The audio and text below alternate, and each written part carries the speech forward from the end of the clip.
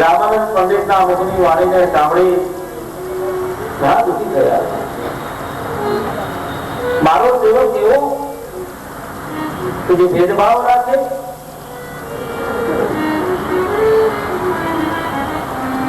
વૈષ્ણવ માટે દ્વેષ કરે કે મારો સેવક ના હોય. વૈષ્ણવ કીધું હોય તો ચાલે. અહીંયા બહુવચન વાપર્યો છે વૈષ્ણવો.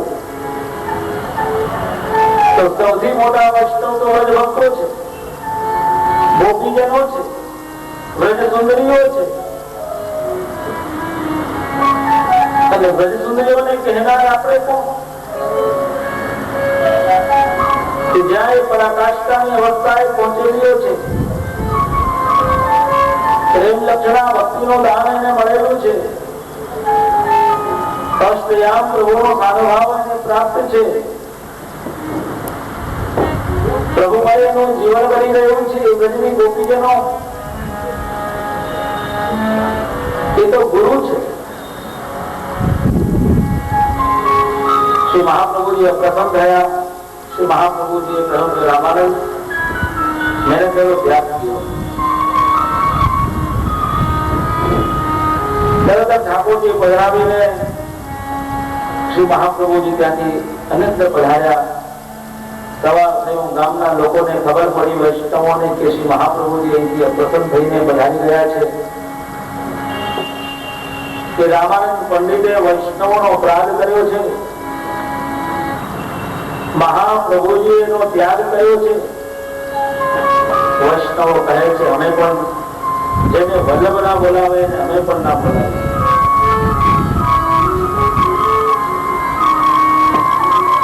બધા એનો ત્યાગ કરી દીધો. પરંતુ રામાનંદને ના વૈષ્ણવો ઉપર ના વલ્લભ ઉપર અભાવ નથી આવ્યો. આ ત્યાગ શિક્ષાના માટે હતો, એને જ્ઞાન કરાવવાના માટે હતો. વાસ્તવિક અને ભૂલનો ખ્યાલ આવી જાય કે મેં અપરાધ કર્યો છે. અપરાધ પડે અને અપરાધનો ખ્યાલ આવી જાય તરત જ પ્રાયશ્ચિત કરી દેવું જોઈએ.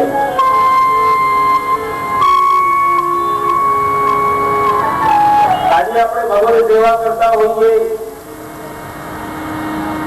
તો સેવા કરવામાં અનેક અપરાધો પડી જતા હોય છે.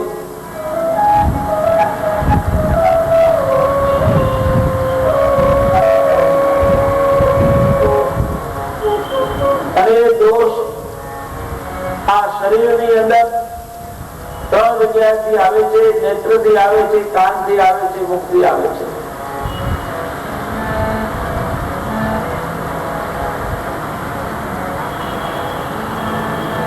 એટલે આજ્ઞા કરે છે કે ભગવત સેવામાં ભય રાખીને સેવા કરવી, અપરાધ ન પડી જાય એનો ભય રાખવો. અનેક અપરાધો બતાવ્યા છે. મુખ્ય તો એ છે કે ભગવત સેવા કરતા કરતા આપણું મન અન્યત્ર જાય, એનાથી મોટો કોઈ અપરાધ નહીં. અનેક અપરાધો છે. રામાનંદ પંડિત નો શ્રી મહાપ્રભુજીએ ત્યાગ કર્યો, પિતા સ્વરૂપ ધારણ કરી શિક્ષાર્થ ત્યાગ કર્યો. પરંતુ રામાનંદની દશા શ્રી વલ્લભના દર્શનમાં અત્યધિક હૃદયમાં તાપક ક્લેશ થવા લાગ્યો. પરંતુ જયારે શ્રી મહાપ્રભુજી એને વચનામત કરેલા અને આજ્ઞા કરી કે જો હવે તમે શરણમાં આવ્યા છો તો કોઈ પણ વસ્તુ મુખમાં મૂકતા પહેલા ઠાકોરજીને ભોગ ધરીને મોઢાવાનું છે. અસમર્પિત વસ્તુનું ભક્ષણ કરશો નહીં. જે ઉત્તમ હોય, શુદ્ધ હોય, પવિત્ર હોય, સ્વચ્છ હોય, સુંદર હોય, તમારા ઠાકોરજીને માટે છે. રામાનંદ પંડિત ને એ વાત એના હૃદયમાં ઉતરી ગઈ. જ્યાં જાય ત્યાં જે અવસ્થામાં રહે તે અવસ્થામાં મુખમાં મૂકતા પહેલા ઠાકોરજીને ધરીને પછી ગયે. શ્રી મહાપ્રભુજીએ પિતા સ્વરૂપ ધારણ કરી રામાનંદને દંડ આપ્યો છે. પિતા સ્વરૂપ શ્રી મહાપ્રભુજી સર્વોત્તમ છે. શ્રી મહાપ્રભુજી સર્વોત્તમ છે એના તો અનેક વિધ પ્રસંગો છે.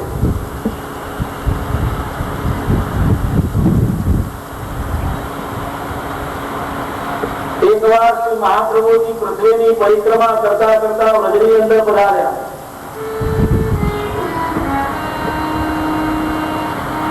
ગોપાલપુરમાં દંડવતી શિલા પાસે શ્રી દામોદરદાસ હરસાજીના ઘોડામાં મસ્તક મૂકીને મધ્યાહનનો સમય તો આ વિશ્રામ કરતા હતા. અને તે વખતે 7 વર્ષનો સાવરિયો છેલ છોગાડો લટકારો રૂમઝમ કરતો શ્રીજી બાવા ત્યાં પધારે છે. વાંકો અકોળો ધારણ કરેલો છે. સુંદર શ્યામ સ્વરૂપ છે. એવા સુંદર સ્વરૂપને જોઈને ગાવાનું મન થઈ જાય. વાંકે અકોળે શ્રી નાથજી અને સુંદર શ્યામ સ્વરૂપ.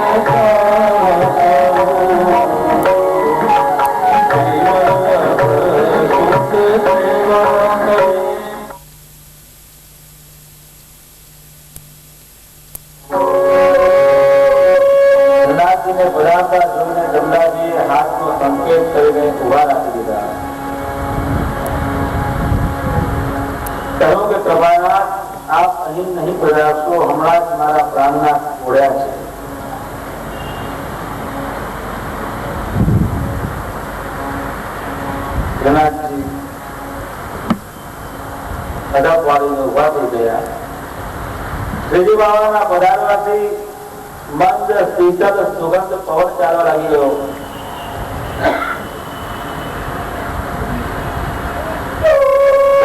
શ્રી મહાપ્રભુજી જાગી ગયા.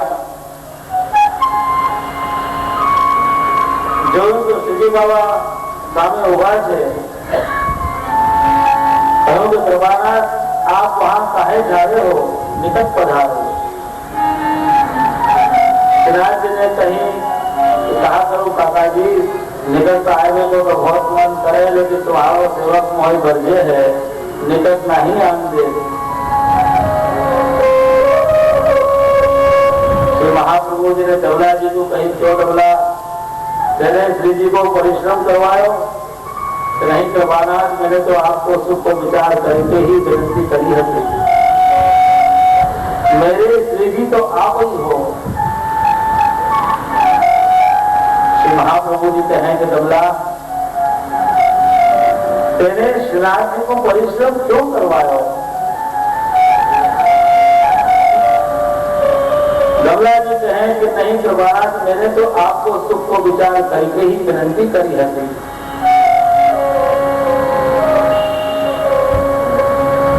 जो डबला तेने श्री जी को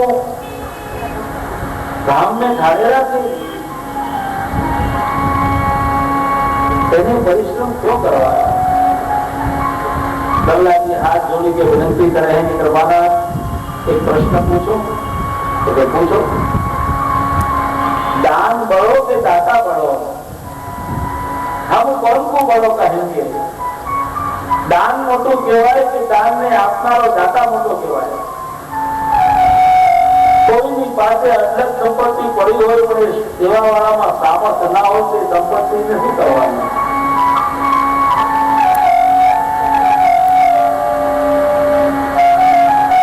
ભૌતિક લક્ષ્મીના ત્રણ પ્રકારો છે, દાન, ભોગ અને નાશ. દાન કરી દે, ભોગવી દે, નાશ થઈ જાય.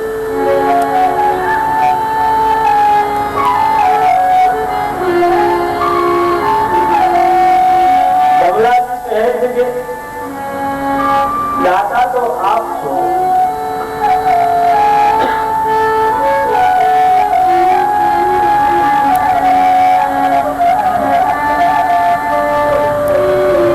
સર્વોત્તમજી માં આપનું નામ આવે છે અજય દાન દક્ષાય નમઃ. જે કોઈ ના આપી શકે એવી વસ્તુને આપવા વાળા દાતા આપ છો.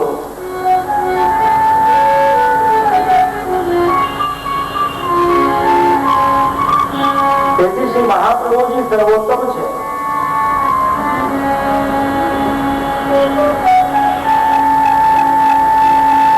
આપણી સામે શ્રીનાથજી, શ્રી સ્વામીજી, શ્રી યમુનાજી બધા સ્વરૂપો ભેગા થાય, બધાનો સરવાળો થાય છેલ્લે શ્રી મહાપ્રભુજી.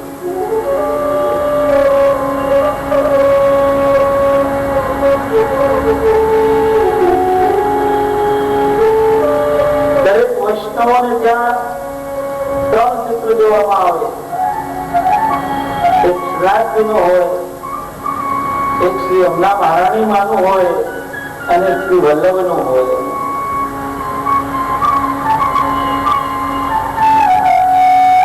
સૌથી પહેલું પ્રણામ નમન વંદન આપણે શ્રી વલ્લભને કરીએ છીએ. શ્રી મહાપ્રભુજી પુષ્ટિ જીવોને સભાનું દાન કરે. શ્રી યમુનાજી પુષ્ટિ જીવોને ભક્તિનું દાન કરે અને શ્રીજી બાબા પુષ્ટિ જીવોને અધરામૃતનું દાન કરે. મહાપ્રભુજીની કૃપા, શ્રી યમુના મહારાણીજીની ભક્તિ અને શ્રીજી બાબાનું અધરામૃત.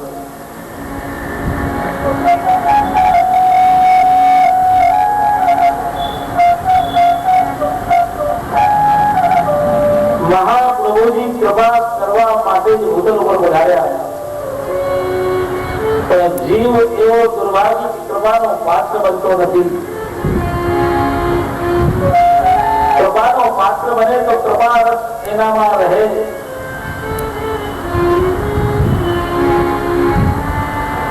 મહાપ્રભુજી સમજમાં આવી જાય તો યમુનાજી પણ સમજાઈ જાય અને શ્રીજી બાબા પણ સમજાઈ જાય.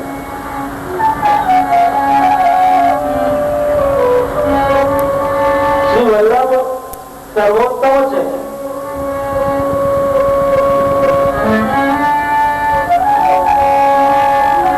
જેમણે આ પુષ્ટિ ભક્તિ માર્ગ પ્રગટ કર્યો.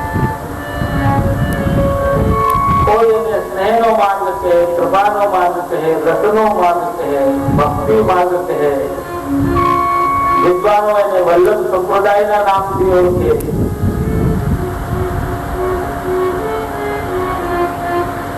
કે આ માર્ગને બતાવનારા શ્રી વલ્લભ સર્વોત્તમ છે.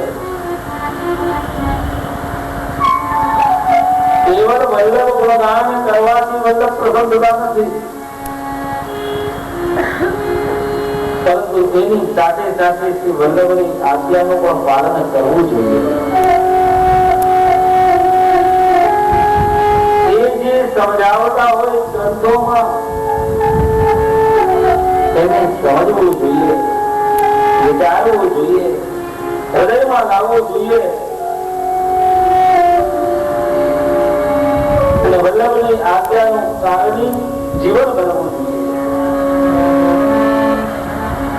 શ્રી મહાપ્રભુજી સર્વોત્તમ છે.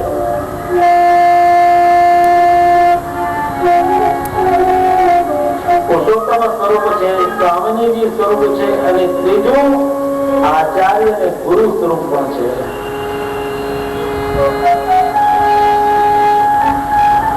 ગુરુ એટલે અંધકાર, ર એટલે પ્રકાશ. જે અજ્ઞાન રૂપી અંધકારમાંથી જ્ઞાન રૂપી પ્રકાશમાં આપણને લઈ આવે એનું નામ ગુરુ.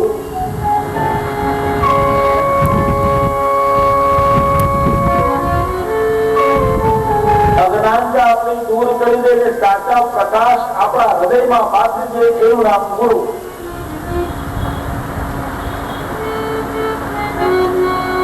ભગવદ કૃપાનો પાત્ર બનાવી દે ગુરુ. ગુરુ સ્વરૂપ શ્રી મહાપ્રભુજી છે. આચાર્ય સ્વરૂપ શ્રી મહાપ્રભુજી છે. મહાપ્રભુજી જીવને શરણમાં લે છે.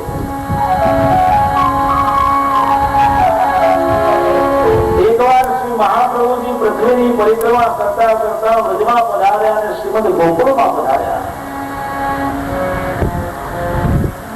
યમુનાજીના કાંઠા ઉપર પધારીને આપ વિચાર કરે છે કે ગોવિંદ ઘાટ કયો અને છોકરાની ઘાટ કયો. તત્કાળ શ્રી યમુનાજી પ્રગટ થયા.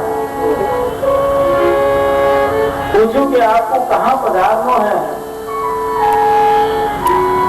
तो हमको तो गोविंद घाट में जाना है. तो ये आप जो ढाले हो वो पुरानी घाट है, वो सामने गोविंद घाट है. पुरानी घाट से स्वामी जी और गोविंद घाट से ठाकुर जी ने श्री महाप्रभु जी क्या बताया है. તેનો વિશેષ ઉલ્લેખ સિદ્ધાંત રહસ્ય નામના ગ્રંથમાં શ્રી મહાપ્રભુજીએ કર્યો છે.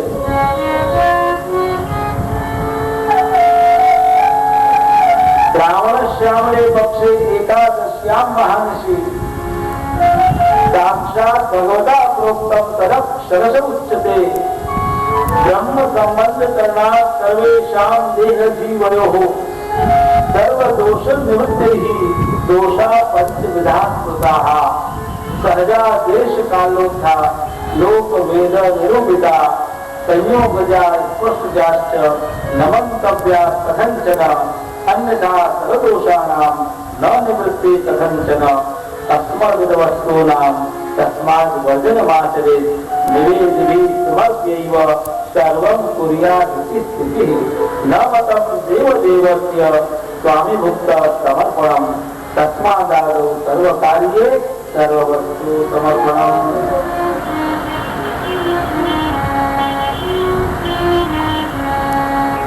જેને આપણે પવિત્ર એકાદશીનો દિવસ કહીએ છીએ કે પુષ્ટિ માર્ગનો પ્રાગટ્ય દિવસ કહેવાય છે।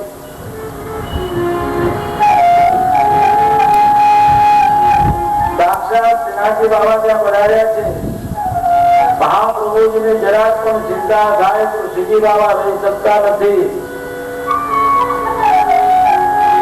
જેનો ઉલ્લેખ મૂળ પુરુષની અંદર ઘણો સુંદર કરેલો છે। દ્વારકેશજી મહારાજજીએ મૂળ પુરુષ ગાયું છે।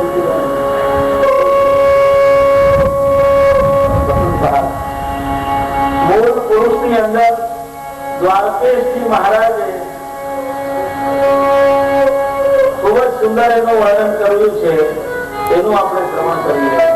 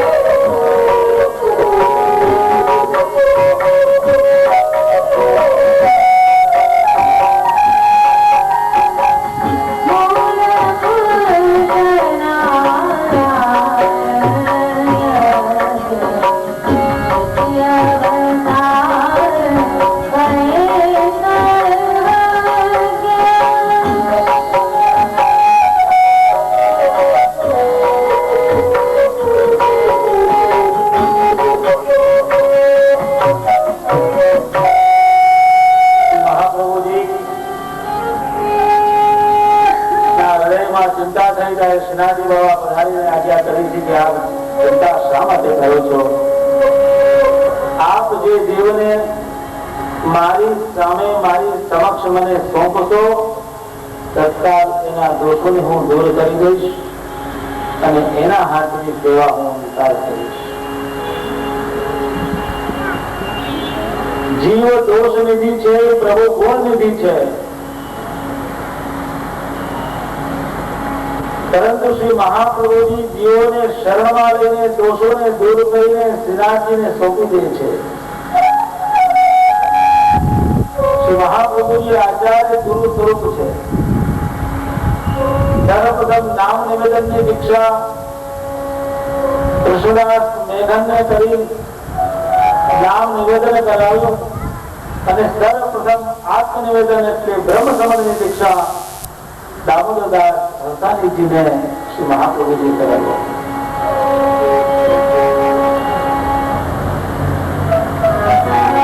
શ્રી મહાપ્રભુજી સર્વોત્તમ છે. એના અનેકવિધ કારણો છે. આ કાર્ય શ્રી વલ્લભ વગર થઈ શકે એમ હતું નહીં. શ્રી મહાપ્રભુજી સ્વયં ઠાકોરજી અને સ્વામીજીને ઈચ્છાથી ભૂતલ ઉપર આપ પધાર્યા. વસ્તુતઃ કૃષ્ણ એવ મનુષ્યાકૃતિરૂપઃ. જોવામાં મનુષ્યની આકૃતિ જેવા લાગે પરંતુ વાસ્તવમાં શ્રી કૃષ્ણ છે, શ્રી સ્વામીજી છે, ઉભય સ્વરૂપ છે. મહાપ્રભુજી સર્વોત્તમ છે. એવી જ રીતે શ્રી ગુસાઈજી પણ સર્વોત્તમ છે. આપણે રસ્તે જતા હોઈએ અને રસ્તા પરની ધૂળમાંથી કિંમતી હીરો મળી જાય. અહીંયા તો સુરતમાં બહુ હીરાનું કામકાજ ધમધમાટ ચાલે છે.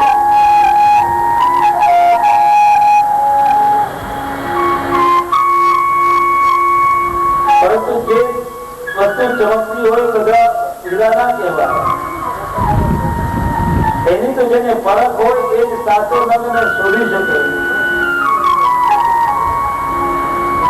આપણે રસ્તે જતા હોઈએ ને રસ્તા પરની ધૂળમાંથી કોઈ કિંમતી હીરો આપણને મળી જાય, હીરાની પરખ આપણને નથી. હીરાને પરખવા માટે બે વસ્તુ જોઈએ.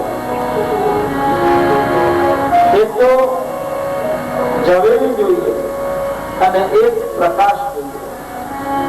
પ્રકાશ હોય, ઝવેરી ના હોય તો હીરાની પરખ ન થાય. અને ઝવેરી હોય અને પ્રકાશ ના હોય, અંધારું હોય તો પણ હીરાની પરખ ન થાય. પરંતુ પ્રકાશ હોય, ઝવેરી હોય તો હીરાની પરખ થાય. એવી જ રીતે શ્રી મહાપ્રભુજી રૂપી હીરો છે, શ્રી ગુસાઈજી રૂપી ઝવેરી છે અને સર્વોત્તમ સ્તોત્ર રૂપી પ્રકાશ છે. શ્રી મહાપ્રભુજી રૂપી હીરાને શ્રી ગુસાઈજી રૂપી ઝવેરીએ સર્વોત્તમ સ્તોત્ર રૂપી પ્રકાશમાં પરખ્યો છે. અને પરખનાર ઝવેરી પણ સર્વોત્તમ છે શ્રી ગુસાઈજી. જો આજે ગુસાઈજી નું પ્રાગટ્ય ન થયું હોત તો આ સર્વોત્તમ સ્તોત્ર